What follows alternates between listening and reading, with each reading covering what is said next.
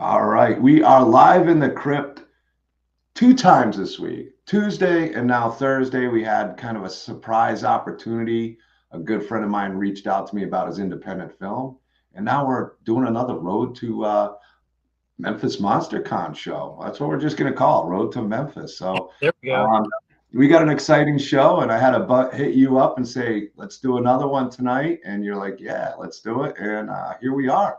And we got three, possibly four great guys coming. We're waiting for one of them to show up, Marcus.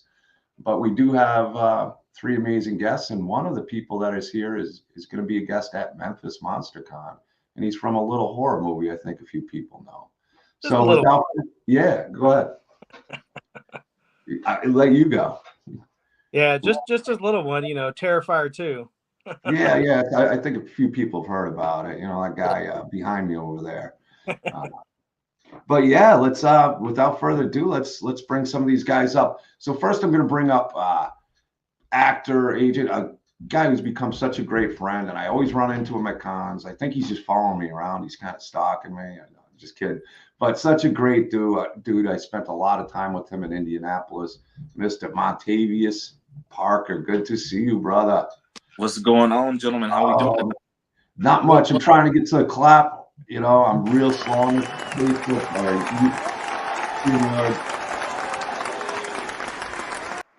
Not user friendly at all, especially to go from comments to everything else. Montavius, thanks for reaching out to me about this new project you got going on, and you got some great people attached to it from a great franchise and really a horror family franchise that I've seen so many people from the Terrifier franchise go on to big things like Fuzz on the Lens and now you and just amazing stuff that's coming out with Stream. You're in the Dead Place movie with Michael Pickle, one of my co-hosts, Beatrice Bupley, Nightmare on Elm Street 5. So congratulations to all your success you're having, man. I know you've been grinding and hustling. Oh, for sure, man. First, I'm just a fan of horror, so really I'm nothing spectacular, but no, I do appreciate it. Thank you. I'm with you. So next up, we're going to bring, and I want you to kind of let us know a little bit about these guys. We're going to bring up Drew Phillips next. He's a producer and everything, but you let us know a little bit more about Drew. Yeah, so Drew Phillips, I mean, the guy is really dear to my heart. I mean, he is the writer and director behind Mirror Mirror. So it's kind of funny how it worked out. So me and Johnath was talking about doing a project, and he was like, "Oh, I know somebody. Like I worked with him. He's cool." So he gave me the contact information for Drew here, and then we just kind of hit it off. And I told him like, kind of just a basic outline, and he took it and ran with it and turned it into something, that is phenomenal. And I think a lot of people would like. But Drew's also an actor in his own right, and writer, producer, director, all these great things. So I mean, Drew, tell the people about yourself, man. Yeah, I mean, I could go into my background. I went out west for college for acting and immediately changed majors because I was paying a lot of money to like become the lion, if that makes sense. They were like, embody the lion. I was like, this is a waste of money. I was a film trained actor already from like a small studio in Philly. So I switched immediately to screenwriting. Transferred to Philly in my junior year because my dad had some health conditions, so I just wanted to be closer to home. And I ended up finishing my degree in directing. So I had all of these like pockets of sort of entertainment that I was dipping my toes in, I guess, so to speak. And yeah, Montavius came to me. He's like, look, man, I want to do a horror project about mirrors, demons, and I want Johnath to star. And Johnath was already a mutual friend of ours. And so I just sort of I took the baton and I ran with it. I was like, if I know Johnath is starring in this thing, I'm going to sort of build it around his voice. And so that's what we did. I mean, I could go deeper, but we probably will as the show goes on. But I guess that's me in a nutshell. It sounds like Montavius, that's the great thing about hitting these cons. You meet great people, and with your ideas and being a horror fan, to be able to come up with the concept and then have a guy like Drew Phillips, and now you got Johnath and Marcus attached to this, and another producer from Terrifier 2 in the Stream movie by the Fuzz on the Lens guys. But let's introduce our next guest that's coming up, that's in this movie. You guys know him from Terrifier 2. I know you have become such good friends, all three of you guys together, and I'm real proud to see this guy growing as an actor and all the things you guys are doing together. Welcome, Johnath Davis. Hey. I missed it for you. This one was for you too, Drew. That was a clap.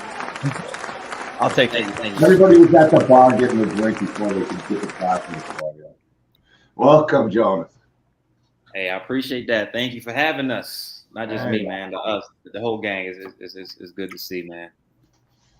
Yeah, awesome, man. How cool was it being in Terrifier 2 and having such an iconic death scene and an iconic Halloween store? That's a great place to film. For real. And they still show me love. Shout out to Abracadabra, man. But everything was beyond belief. I damn sure didn't know it was gonna be like this. I'll tell you that right now. I was just, glad to be working. And I didn't know the vision, between Damien and Phil and all those guys, and then just to see it happen. And Montavius kind of, gave me the nudge to say, let's try to take it a little further. And I'm glad he did. Otherwise, I was just, chilling, sitting at home. Well, I mean, it's got to be just mind blowing how. I mean, I knew, I had Mike Levy on when Terrifier 2 was still in the process, and I had talked to him about the upcoming stream. This was a few years ago, and I knew it would be big, but it sounds like a lot of people didn't really expect it. I think a lot of the fans did, but the ones involved, they just didn't. Maybe they didn't. You guys didn't realize how popular it was, with Damien. It was cool. It was great. But to be in the theaters and break down the doors that Terrifier 2 did, it opened up so many opportunities. And definitely guys like Fuzz on the Lens with the Levy brothers, Falcone, Damien, all these up and coming actors and actresses. Lauren was my neighbor in Minnesota last year, which was great. One of the sweetest people I've ever met. Here we go. I thought it looked a little bare here. Sorry about that.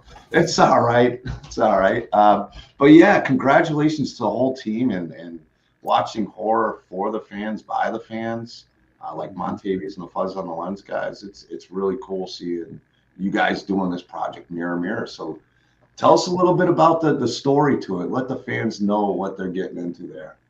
Man, So just real quick before, because I'm definitely gonna let Drew, do his thing, because he's the who brought this to life. I just want to say the reason for this project, and all of us are on the same page here, is that we didn't have a lot of representation. And when I say we, I mean within the African American community. So we wanted to voice that and get some recognition, get some eyes on that, while it being a horror, but also centered around a family unit. So it was really important for us to share that story, share a side, and still bring a horror aspect to it. So I'll definitely let Drew take it away. This is definitely a project we all love. Yeah. I mean, Montavius hit the nail on the head. I guess I want to kind of, before I dive into the story, talk a little bit about my background and who I am and why it mattered to me that it was authentic. My mom, so my dad's from Baltimore. My mom's from the deep South, and I'm going to go out on a limb here and say she's not a racist. But she grew up I guess she was born in the 50s. She grew up at a time where Ku Klux Klan members were at the mall, like her mall in Alabama, like military, the same thing you would do if you were a recruiter for the military, same thing. And she would go to her local mall, and that's what she'd see. And she was totally against that. My mom was very counterculture in her area. And it's just important to me as a pasty white male to make sure that I'm getting this right. So I do my best to read and to associate myself with people that this is their story and it is true. So, I asked Johnath about his personal experience. I asked Montavius about his personal experiences. And I asked my best friend, E.G., who happens to be African-American, about his experiences. And I sort of brought that to the story. The second thing I brought to the story, which we're about to go into sort of the log line and the plot of it, is I'll say fatherhood. I'm a new father, and that's sort of what the story is about for me. So it's Black centered, but about parenthood and fatherhood. And I feel like that's universal. It's Absolutely. Whether you're a kid of a father and you haven't had kids yet, or you are a father who has kids, you'll be able to latch on to that. But that being said, I sort of came up with this idea where I wanted to do a haunted house story, but told from the Black POV. And that came to be because I knew Johnath was going to be my star. And I had a lead actress in mind. Her name is Courtney Taylor, and we have her on board now. But I wrote both parts for them. So the original script had their names in it, but they asked me to change it, which I did. But the basic premise of the story, they're newly expecting. They get a honeymoon baby, which those of you who don't know, that's when mommy and daddy had a fun time on the honeymoon and straight away have a baby or are expecting. And they want to upsize because they live in a tiny apartment in the Bronx. And one of, I'll just say Johnath's friends for the sake of not confusing character names, suggests he buy a house at auction from the bank, and he buys a Victorian mansion. But it has some sort of secrets attached to it where the previous owner went missing and was deemed dead by the police, which isn't readily available to them at first. And he sort of keeps that from his wife. So the story unfolds sort of after that point. It's like they move into this house and something's wrong with the mirrors. And Courtney, the wife character, is first to notice something's awry, but because of the pregnancy element, dehydration, which can come from morning sickness, can lead to hallucinations. So Johnath gaslights her a little bit, and it's sort of like a cascading effect of like, is this house haunted or is my wife sick? And we play off that, and we're certainly building towards a feature version. So the short sort of serves its own purpose. It has a solid ending that anyone who likes shorts is going to be like, yeah, this ending is sick. But it also it lends itself as a calling card for a bigger version, which I'm also working on. I honestly feel like shorts is a really good way to go in filmmaking right now, in a sense, because people's attention spans just aren't there anymore. I mean, most people are like the quick clips and this and that. Having a good short story that's effective and well written, like you're saying, it sounds like this one could have, you just don't know what's going really on. I love, if it's done well, those kind of twists and turns can really, really be effective, especially in a short.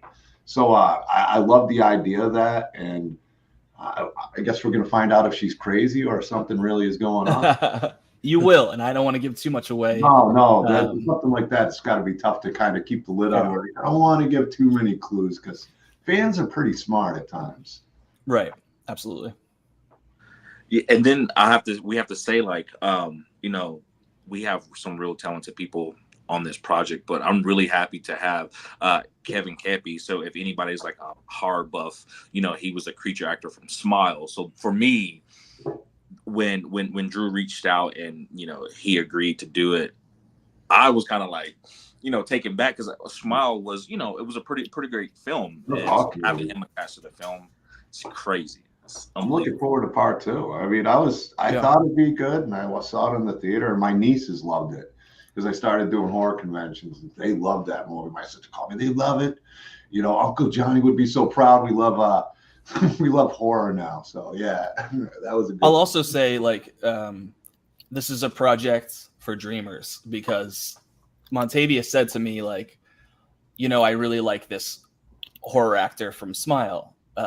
And I said to him basically, like, okay, I'll reach out. And he's like, what? I was like, no. So I called him and his people. And he said yes, because he liked our story. So it's like, we shoot for the sky and no door is closed until it is. So we'll knock on anyone's door to get it done. And so it's kind of like a cool story because he was just like, send me the script and I'll see if I want to be on board.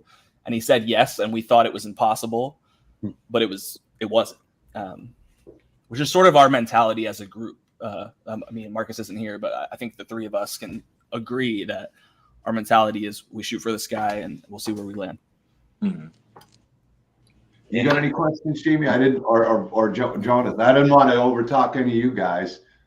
No, I'm just piggybacking off of them and in full agreement, man. We, like you said, we just reaching for the sky for it, which makes it that it just gives more affirmation every time because it's like we've been kind of hitting the sun a few times, so it's just like wow. and it just keeps lining up. We continue to get back on the same page, you know, with the vision of it, the purpose, the impact of it, and it's also fun. You know what I'm saying? So we're not losing that part either. So, you know, you're going to get the thrills, you're going to get the story, you're going to get the acting, you're going to get the special effects. I mean, it's just like, it's one of them ones, man. Any idea of the runtime you're looking for on the short? 20 minutes, 30 minutes? Yeah, I'll speak to that. And so some people, they may see our budget and be surprised because you look at a lot of shorts and they're on, I'll say like 10K and under. But correct me if I'm wrong, but Wikipedia says that Damien Leone for Terrifier 1, that was $35,000 in 2011, which if we account for inflation, it's like $48,000 today. So to do something high quality, you kind of need the money. It's like, yes, we could do it cheap, but then we can't have Kevin Kepi, we can't have Johnath, we can't, you know, we can't have all these big names. So it's sort of like I forget the name of the problem, but it's like you get a promotion at your work and now you have bigger money, bigger problems, if that makes sense. Yeah. So it's like we associate bigger talent, but it comes at a price. But we believe that it's worth it because we see the bigger picture. It's like the short's going to be awesome. It's like, I promise you, and like no one can promise that, but I do, because we have an excellent team and we're all super passionate about it. Like, we will die for this, or at least that's my mentality.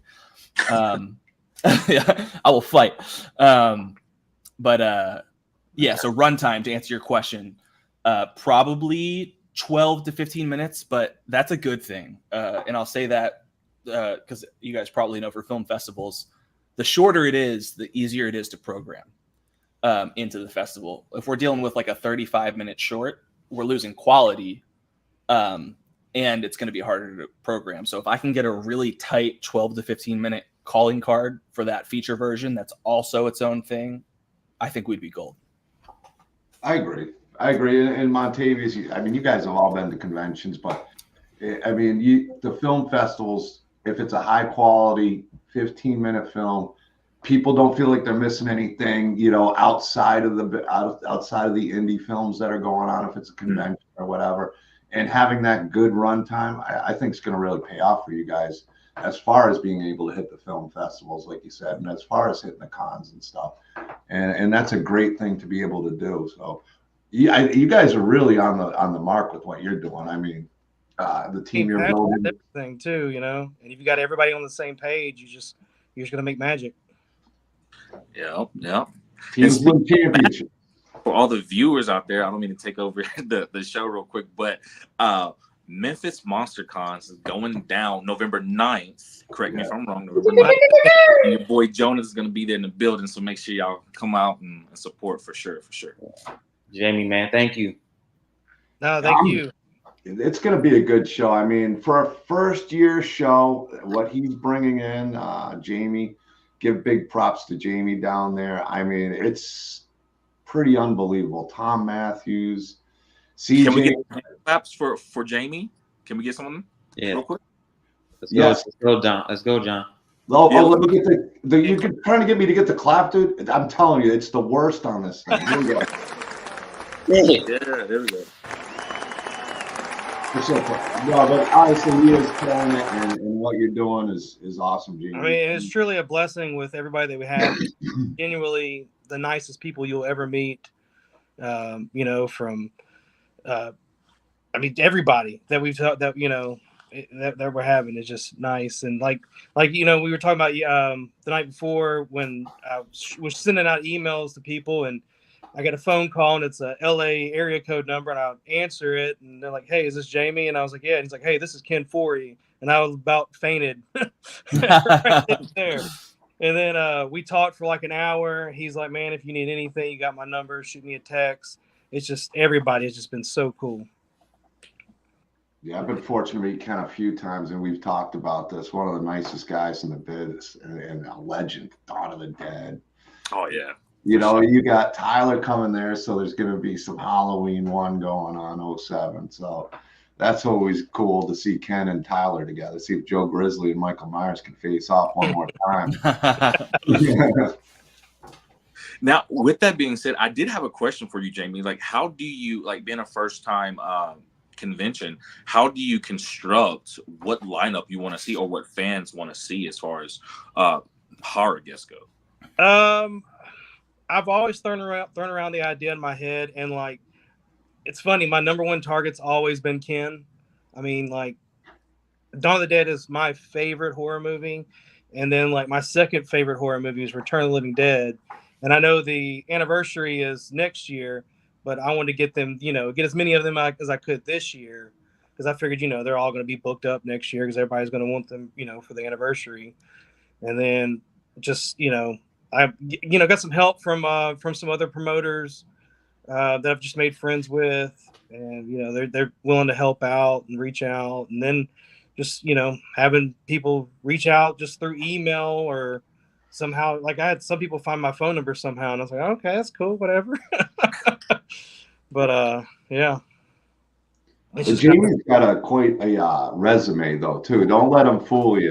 This might be his first like con he's putting on horror convention, but he's worked with some legends. He's definitely got a lot of experience just leading into this convention right there. So yeah, I've probably been to hundreds of conventions over the years. I used to work for Stan Lee.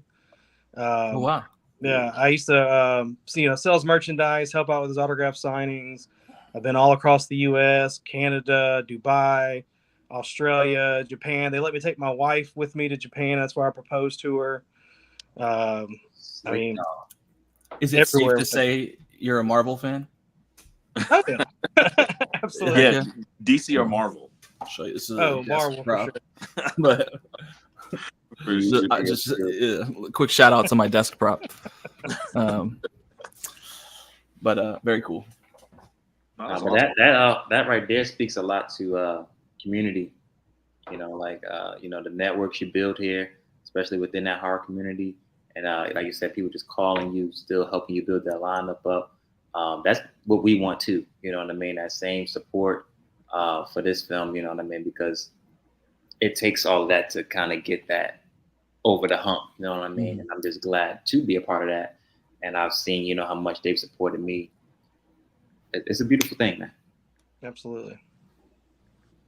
What's your experience now, Johnath? Is this your first year of doing conventions like this with Terrifier 2 and everything and signing autographs? 2023 definitely was my first time. And I had no idea what I was really getting into, honestly. But it just exceeded my expectations in such a positive way. Whenever Montavius would hit me about it, like, do you want to do this one? The answer is always yes. It's always yes. You know what I mean? Because one, I just get to meet people in their space. You know what I mean? Like, everyone's coming, whether, they're costumed up or whether they're, a character, whether they're, celebrities, vendors, artists, because I'm a fan of art, period. So when I have to sometimes have to sit myself down and say, I'm not going to move, because otherwise I'll be in the vendor rooms. I'm going to the film festivals. Like, I'm watching the judges' costume, like the panels, like I'm all the way involved. So it's just so dope to be a part of it. And then they actually want to see me. They actually want to take pics. They actually want to get autographs. They actually want to tell me about that costume scene and, what it did, what it meant for them. And so it's just like, to be a part of that is fun. It's just fun for me. Yeah. Did you ever go to conventions before being a guest at one, or is it No. So my very first horror convention was Days of the Dead Atlanta, and that was like it was like I was spoiled.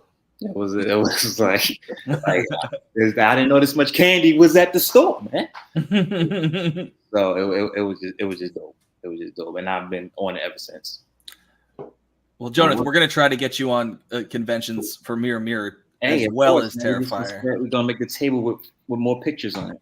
It's John, right? Or do you me? prefer? Yeah, I'm John. Yeah. I would want to know what you prefer. I'll tell you, John's fine. Can I ask you all a question? I'm just curious to try to get to know you guys, and I know 3 of the 5 of us, but I'm curious what your guys' favorite horror movie is and why. And I'll answer at the end, but I'm just curious. Well, Jamie kind of answered, but I'll let you. You want to go, Jamie, first? Because you know, I mean, Dawn of the Dead. I mean, just George Romero or Zack Snyder? no, George Romero. Yeah. Okay. I mean, it's just everything. I mean, I saw it like after a lot of like CGI movies and stuff. So like, you know, it was still just real, you know, real to me. And then, you know, like the soundtrack and stuff to it, like that you know, the opening scene, like music and stuff, I'll be driving around and play it in my car. But I mean, you know, down to the cast, I mean, I think it was just a perfect horror movie.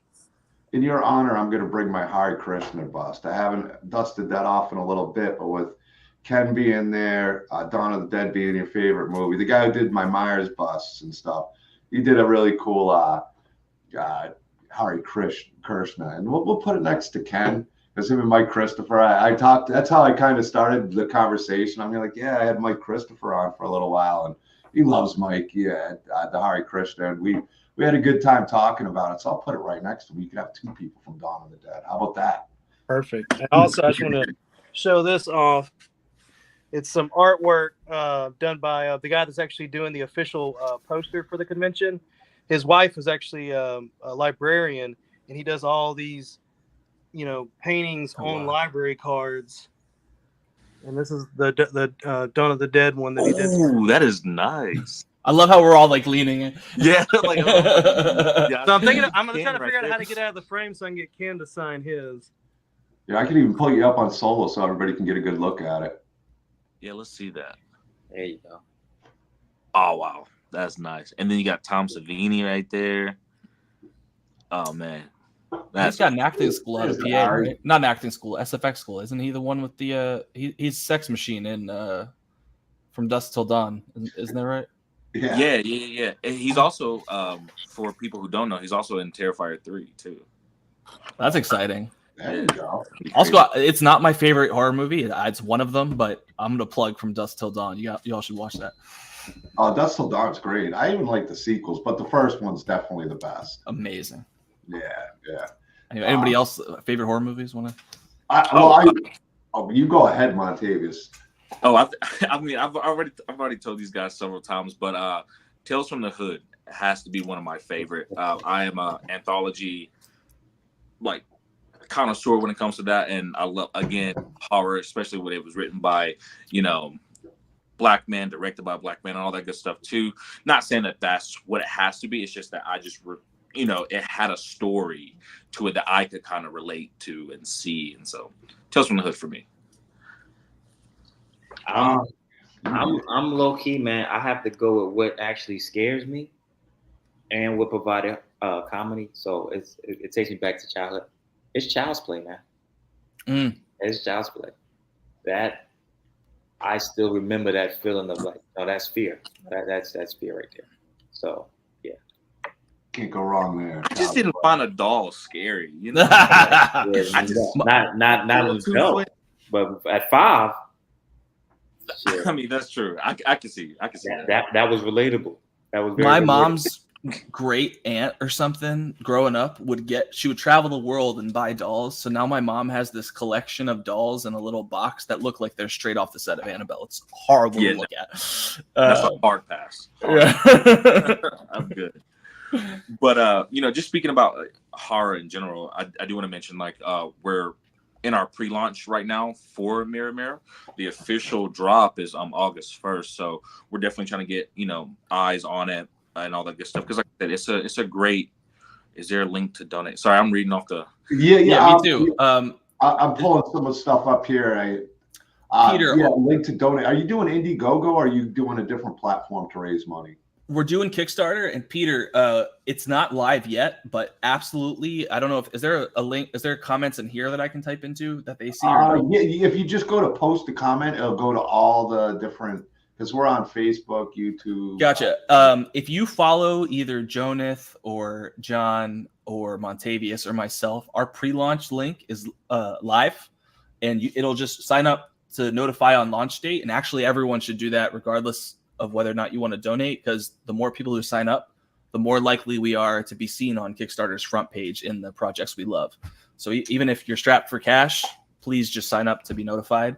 And was it Peter or Michael? I forget. It was Peter Anthony. Roseblood, Peter, if you're interested Roseblood. in donating, absolutely sign up for that pre-launch link. And then, unless you're trying to donate, big money, then just DM one of us, because Kickstarter does take a cut. But no, we would love your support, and Peter we Anthony. appreciate that. And major shout out to Peter Anthony too. He has a Indiegogo for Laugh. I don't know if that's closed already, but yeah, great guy. Roseblood. Yeah, thank you. Yeah, he did one of the big 1 and 2. He's just so involved. Yeah, and when we get off here, send me the link, and I'll reshare it on the MonsterCon page too. Jamie, thank you so much. That Yeah, means the world to us, because we're trying to build community here, and I'm feeling the love. So yeah, anything I can help for sure. Yeah, and I just want to say too, like that's again, this is literally a community. What Drew just said, and Johnath will testify to that. Like literally, we're just guys from like different walks of life, different parts of the country. We literally came together to share a story that everybody can enjoy, while telling a horror aspect to it. So it's definitely something that everybody can get excited about, support. I mean, indie films is very, very like important, right? I mean, you guys seen what indie films can do, even short films, you guys seen what they can do. So, I mean, it's really about the community, the family aspect of horror. So everybody go support, follow the page, sign up for the notifications. We seriously do appreciate it from the bottom of our hearts. Absolutely. And Now, John, I'm not going to let y'all not answer. So everybody kind of knows what mine is, but the more I think about it, I mean, I'm going to name the film. There's so many films I love, whether it's an anthology kind of film to classic Universal monsters or Alfred Hitchcock, and I didn't even like to read as a kid, but Edgar Allan Poe, I mean, I always loved, that was the one book that I'd always read as a kid. Any other book I'd kind of skip, but you give me Edgar Allan Poe, I'd read it. But my ultimate favorite that scared me to death, that kind of just left that thing on my brain, is Halloween 78. The Carpenter soundtrack, the music, the tone, it was almost the fear. I mean, he just got it so right, of the fear of the kill more than the kill itself, and leading up to it with that soundtrack, the look. And that was an indie film, if you really look at it. That was not a high budget film. And I mean, The Thing for me, 10 out. It's not my choice, but I'm saying 10 out of 10. He's insane. The craziest. Sorry, I didn't mean to cut you off, Drew. Go ahead. No. Go ahead, and I'll finish. I was just gonna say the craziest thing about you saying Halloween 1978 and then The Thing. Like I met John Carpenter earlier in the year at Steel City Con, and I'm guessing since he's older, he does not care to talk about horror whatsoever. This man wants to talk basketball and video games, like, and music. That is it. He doesn't care about him making one of the greatest franchises in the history of horror. This man does not care. Like, hold on, I will answer about the horror film that I love the most. But before I do, what video games is he talking about? Is he playing on like an NES? I'm not trying to hate. I love John Carpenter. He's old. So what's he playing on? Like, is he on a PC or? I didn't get, like, he didn't say what games he plays. Like, when I asked the question, he's like, yeah, man, I'd rather talk about games and music. We got to talk about music and, like, just sports. Like, he's a big sports buff. Like, again, this man, I think his favorite basketball team is, I want to say Kentucky. I want to say, correct me if I'm wrong, people, but I think it's Kentucky. And we kind of just sat and had a conversation just about basketball, which was so cool because you never expect it from a guy like, someone who created one of the biggest franchises ever. Yeah. But I get it though. I mean, he is that musician. Nick Castle's a great musician as well. I know they did an album together, and a buddy showed me some of the music. I'm like, damn, Nick Castle sings like a canary. He does. He sings great. I mean, they're both amazing. But yeah, I haven't had a chance to meet John Carpenter. I had an opportunity to go to a con, but it was just too much of a trip, and with my schedule this year, I just couldn't do it. It's like, damn. Oh man, you definitely got. I got to, but as a vendor, it was just like in Indianapolis. I wanted to meet to get signed on my bust. I wanted to meet Brad Dourif, and there just was no way vending and getting busy and trying to do that. And he was so busy as it was, but I did get Malcolm McDowell in Chicago, so I was happy about that. Okay, see, there you go. There's a few names. Dick Warlock's coming up in Scarefest. Oh, we lost Jamie again. But yeah, I mean, it's hard to name horror films when you really just think about it, because there's so many. Yeah. I was born in '76, so I grew up in the '80s, and every one was such an experience. From Gremlins, going to the theater as a kid, you know, and your parents didn't know back then. I was talking to Zach Gallagher in Kansas City about it. He was really cool, and you know, sometimes you don't even remember that those were horror films that actually, but it never scared me. It didn't. Gremlins didn't scare me. But it was a horror movie. It really was. You know, Psycho did have a little bit of a scare for me, but the Halloween stood out. And that's why I always stick with Halloween, because it's the one that lingered. But there's so many great horror movies. I can name so many that are my favorite. To pick just one's just impossible. I can pick one, and it's because I'm obsessed with it. If a horror movie is truly scary to me, it's hard for me to watch more than once, in that just like the under the skin feel you get when it like chills you to your core. And I got that from Sinister, and I use it as my like sample piece for what scares people and why. Because to me, fear is the unknown. The second you put a label on something, if it's a demon, you need an exorcist. If it's a vampire, you need silver. But in Sinister, Bagul is like a pagan anti-deity or like monster or something, but it's pagan, and there's no easy solution to get rid of the thing. And second, I love it because that's funny about the Wawa thing.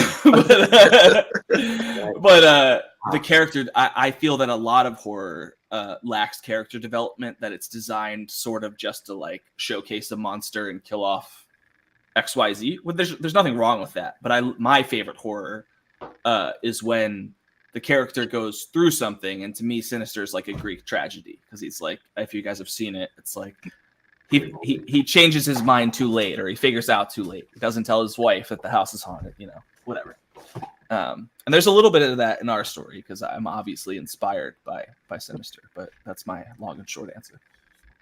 Yeah, that's definitely my favorite modern horror movie, for sure. Yeah. I was going to say, I was expecting like an old school, not a newer movie, but Sinister is a great film. It's a lot of fun. It's got some great, you know, it's got those moments that yeah. Old school's the thing that's like sci-fi horror, but if all time, it's got to be Sinister, because to me, it gets me every time, especially when you watch those found footage moments. I'm just like, I'm in my chair, like, you know. But. Well, Johnath, now you're in the franchise that basically he's taken over the throne with Art the Clown, and now you're a part of that history. I mean, there's nothing that can ever take that away. And how cool is that, man? Yeah, I'm honored, man. It's crazy. Because I guarantee there's a lot of people saying Terrifier 2 and Terrifier 1 are their. I know, I see the rabid fans. They you can't hold them back, and they will fight for you guys. No, they really rough, but it's so good because it feels like it's the people's champ, you know, like they the ones who really backed that film, and you know, were down since part 1, and you know, were really eager, you know, waiting for part 2, and you know, when it came out, they just blew it crazy. But for it to just exceed the expectations so much, it was like, damn, you guys really pulled it off. It was in the works for a long time too. I mean. How long before, you know, you filmed it? What, probably a good 2 years before it was released? Yeah, maybe like a year and a half at least. Yeah. Yeah, but it was worth it. Sometimes the best things come to those who wait, and it was the right time. That's just how, you know, that's just how it is. That's film a lot of times anyway. So you know, it wasn't too surprising, but it damn sure shocked me.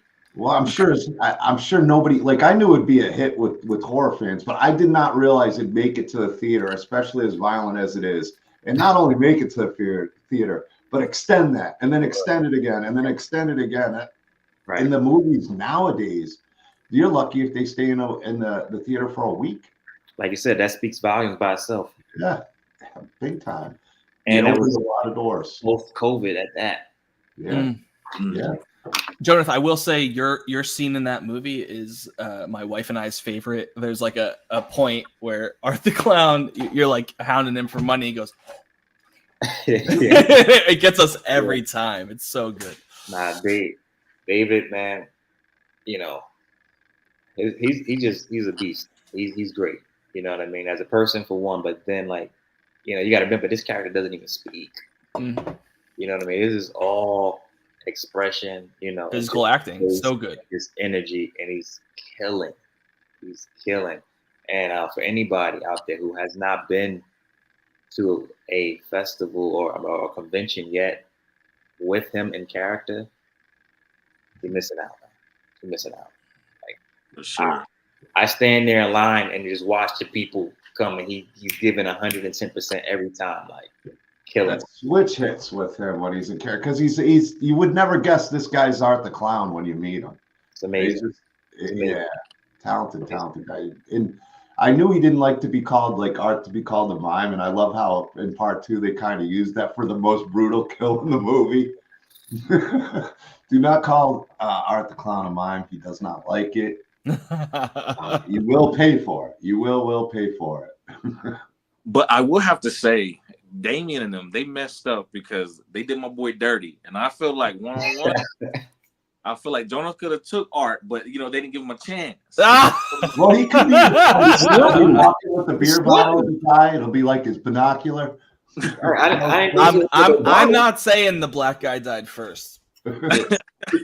Technically, I didn't. The doctor did.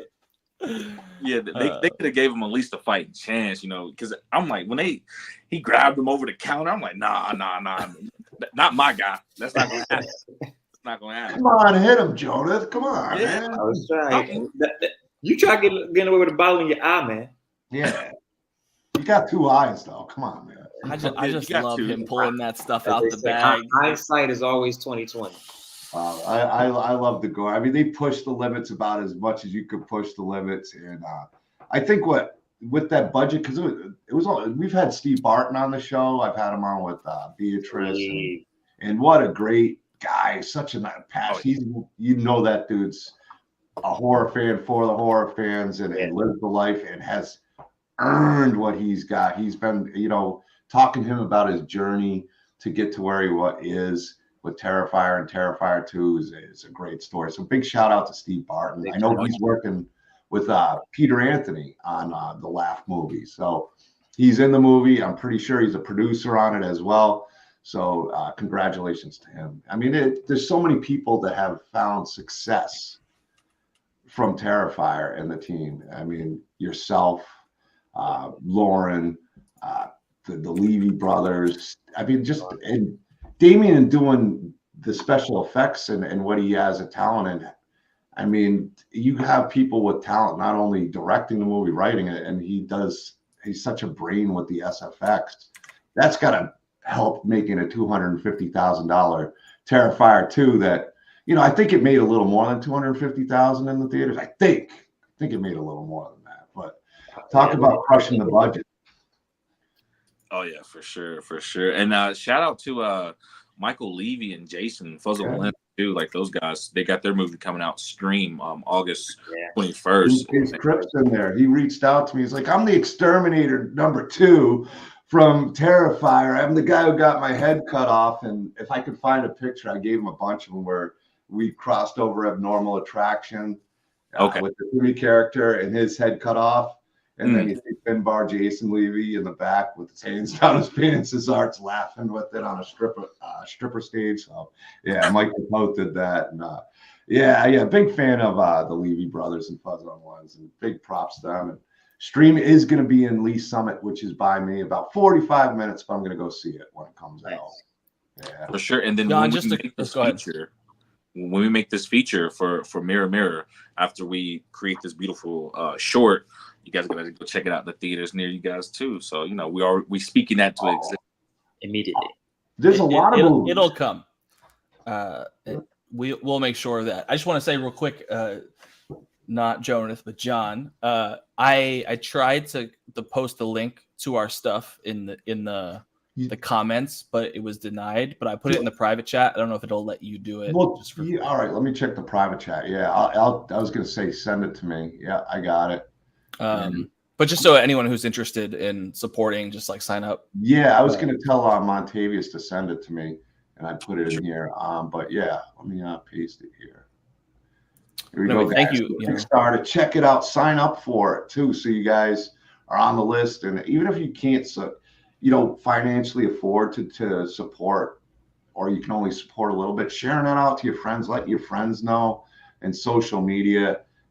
One person to two people, and get that web of people spreading the word, getting it in people's ears goes a long way.